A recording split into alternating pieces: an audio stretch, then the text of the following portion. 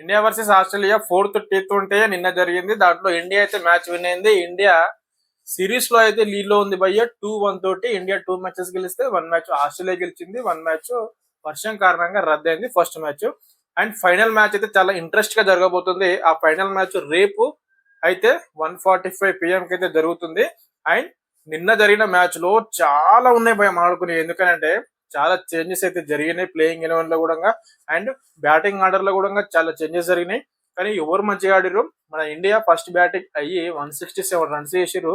మరి ఆస్ట్రేలియా 119 కి ఆల్అౌట్ అయ్యారు.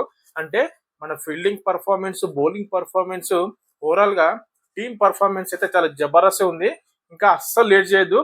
అండ్ ఇంకెందుకు ఆలస్యం, లెట్స్ గో.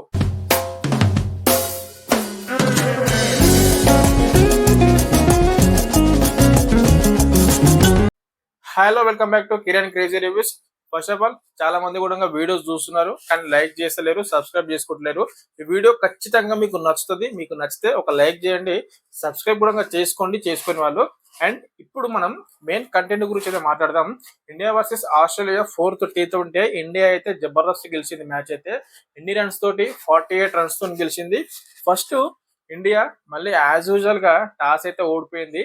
30-20లో టాస్ మనం గెలిచిన తర్వాత సూర్యకుమార్ యాదవ్ చేసిన సెలబ్రేషన్ ప్రతి ఒక్కరికి కూడా నచ్చుతుంది. మిచెల్ మార్ష్ కూడా చాలా నవ్వుతాడు. అరే ప్రతి మ్యాచ్ లో కూడా మేమే టాస్ గెలుస్తాం, మీ మ్యాచ్ లో నువ్వు టాస్ గెలిచినావు అని చెప్పేసి నిజంగా చాలా ఫన్నీగా ఉండే ఆ మూమెంట్.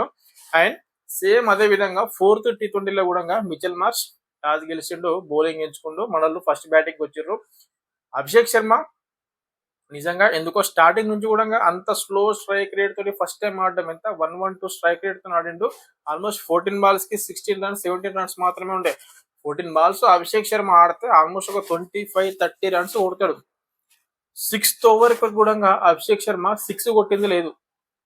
6th ఓవర్ కి కూడా అప్పుడు అడామ్ జంప బౌలింగ్ లో ఒక 6 కొట్టిండు. దాని తర్వాత అవుట్ అయిపోయిండు అభిషేక్ శర్మ. మెయిన్ గా మనకు శుభన్ గిల్ నుంచి పర్ఫార్మెన్స్ రావట్లే అనుకుంటున్నాం. అండ్ సూర్యకుమార్ యాదవ్ నుంచి పర్ఫార్మెన్స్ రావట్లే అనుకుంటున్నాం. అది దానికి రీజన్ ఏంటంటే నిజంగా ఈ T20లో ఫస్ట్ అయితే captain Suryakumar Yadav, vice captain Shubman Gill, ఖచ్చితంగా వీళ్ళిద్దరూ మంచి ఫామ్ లోకి రావాలి, వాళ్ళకి మంచి రన్స్ రావాలి. అట్లా వస్తేనే, ఎందుకంటే 2026 లో వరల్డ్ కప్ స్టార్ట్ కాబోతుంది. T20 వరల్డ్ కప్ February-March లో ఉంటది మేబీ. శుభ్మన్ గిల్ నిజంగా చాలా మంచిగా ఆడిన స్ట్రైక్ రేట్ అంతగా లేదు. 40+ రన్స్ చేసిండు కానీ స్ట్రైక్ రేట్ అంతగా లేదు. ఆల్మోస్ట్ 39-40 బాల్స్ ఆడిండు శుభ్మన్ గిల్. దాని తర్వాత వచ్చిన సూర్యకుమార్ యాదవ్ అయితే 10 బాల్స్ లో 20+ రన్స్ చేసిండు, మంచిగా కొట్టిండు. జబర్దస్త్ 6 అయితే కొట్టిండు, ఒక 2 6 అయితే మంచిగా కొట్టిండు. కానీ ఆ ఇన్నింగ్స్ ని ఒక పెద్ద ఇన్నింగ్స్ లాగా మార్చలేకపోయిండు సూర్యకుమార్ యాదవ్. ఏం చేస్తాం, అది దానికైతే ఏం చేయలేం. కానీ సూర్యకుమార్ యాదవ్ ఆడిన స్టార్ట్స్ అయితే చాలా మంచిగా ఉన్నాయి. ఒక్కోసారి మనకు అదృష్టం కూడా కలిసి రావాలి. కానీ సూర్యకుమార్ యాదవ్ కెప్టెన్సీ మాత్రం జబర్దస్త్ కెప్టెన్సీ అయితే చేశాడు భయ్య. ఎట్లా చేసిండు ఏందనేది సెకండ్ ఇన్నింగ్స్ లో మాట్లాడదాం.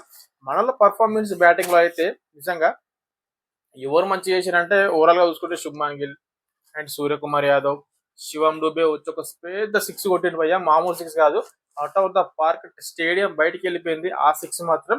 ఒకవేళ ఆ 6 కనుక మీరు చూడనట్టయితే ఖచ్చితంగా మళ్ళీ చూడండి. అడామ్ జంప బౌలింగ్ లో కొడతాడు 6, మామూలు 6 కాదు. ఆల్మోస్ట్ ఒక 141 మీటర్స్ అనుకుంటా నాకు తెలిసి. మేబీ స్టేడియం బయటికి వెళ్ళిపోయింది. ఆ 6 చూసి మాత్రం ప్రతి ఒక్కరు ఆశ్చర్యపోతారు భయ్య. ఆ 6 అయితే చాలా వైరల్ అయింది. ఒకవేళ మీరు చూడకుంటే మళ్ళీ వెళ్ళి హైలైట్స్ అయితే చూడండి. అండ్ నెక్స్ట్ వచ్చిన వాషింగ్టన్ సుందర్ కానీ, అక్షర్ పటేల్ కానీ చిన్న చిన్న కామియో వాళ్ళు ఆడిర్రు. దానివల్ల మనోళ్ళు 167 రన్స్ అయితే చేయగలిగారు. దాని తర్వాత సెకండ్ ఇన్నింగ్స్ లో ఆస్ట్రేలియా నుంచి ఎవరి నుంచి పెద్ద పర్ఫార్మెన్స్ వచ్చిందంటే మిచెల్ మార్ష్. ఓన్లీ 30 రన్స్ మాత్రమే చేయగలిగిండు.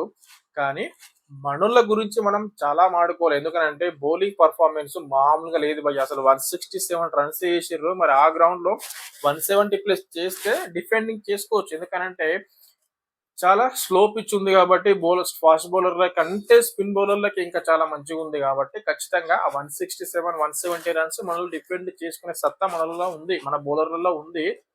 కానీ ఆస్ట్రేలియా చాలా మంచి టీం. బ్యాటింగ్ అయితే చాలా అటాక్ చేస్తూ ఆడతారు కాబట్టి మనలకు ఆ 167 రన్స్ సరిపోతాయా లేదా అని చెప్పేసి అనుకున్నాం. కానీ 119 రన్స్ కే ఆల్అౌట్ చేసి పడేసిరు. మనోళ్ళు మాత్రం నిజంగా వాషింగ్టన్ సుందర్ ఒకసారి ప్లేయర్ ని గుర్తుపెట్టుకోండి. లాస్ట్ లో మాట్లాడతా, ఎందుకు మాట్లాడతా అంటే మ్యాచ్ మొత్తం టర్న్ చేసి పడేసిండు శివం డూబే అండ్ వాషింగ్టన్ సుందర్. ఫస్ట్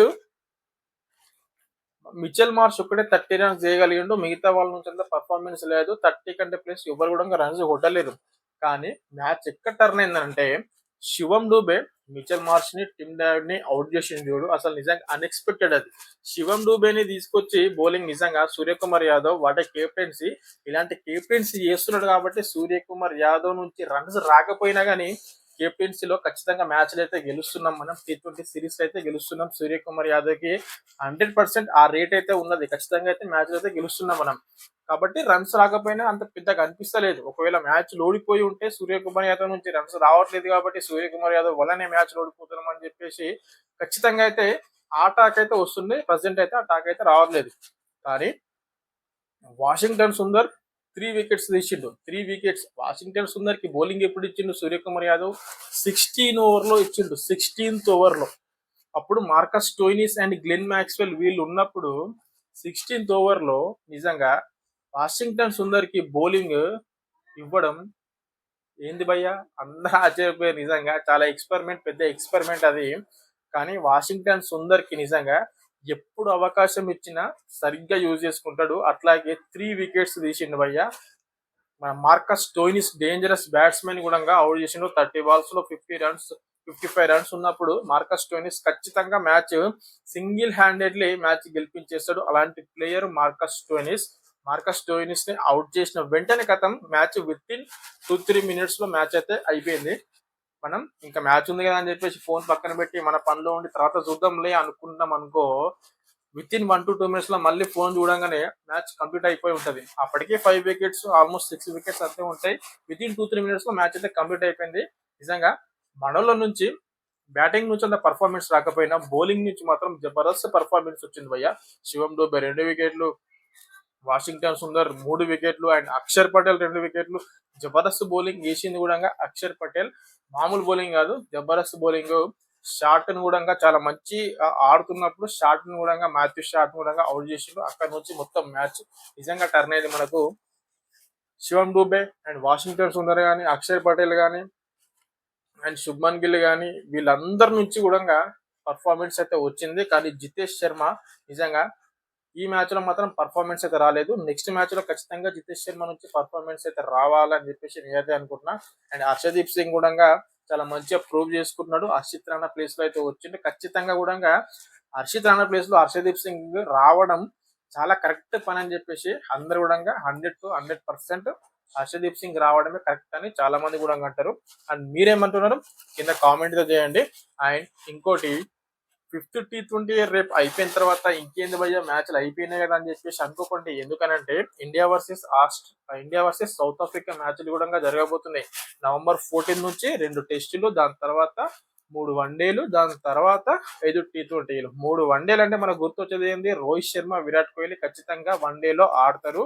మళ్ళీ రోహిత్ శర్మ, విరాట్ కోహ్లీ మన గ్రౌండ్ లో చూస్తాము. ఖచ్చితంగా ప్రతి ఒక్క అప్డేట్ కూడా నా నుంచి మీకు వస్తుంది క్రికెట్ గురించి ఏదైనా కానీ. అండ్ నెక్స్ట్ ఇప్పుడు ఐపీఎల్ రిటైర్మెంట్ కూడా అవుతున్నాయి. అంటే ఐపీఎల్ రీటెన్షన్ కూడా అవుతున్నాయి. దాని గురించి కూడా అప్డేట్స్ ప్రతి రోజు కూడా నేను మీకోసం ఖచ్చితంగా ఇస్తా. అండ్ ఆర్సీబీని కూడా వాళ్ళ ఓనర్స్ సేల్ చేద్దాం అనుకుంటారు. అంటే అమ్మడానికి వాళ్ళు డిసైడ్ అయిపోయారు కాబట్టి దానికి అప్డేట్ కూడా వచ్చింది. ఖచ్చితంగా దాని గురించి కూడా ఇవాళ ఒక షార్ట్ వీడియో చేస్తా. ఖచ్చితంగా దాని కూడా చూడండి. అండ్ ఈ వీడియో నచ్చితే లైక్ చేయండి, సబ్స్క్రైబ్ కూడా చేసుకోండి. అండ్ నెక్స్ట్ వీడియోలో మళ్ళీ మనం కలుద్దాం. అప్పటివరకు థ్యాంక్ యూ.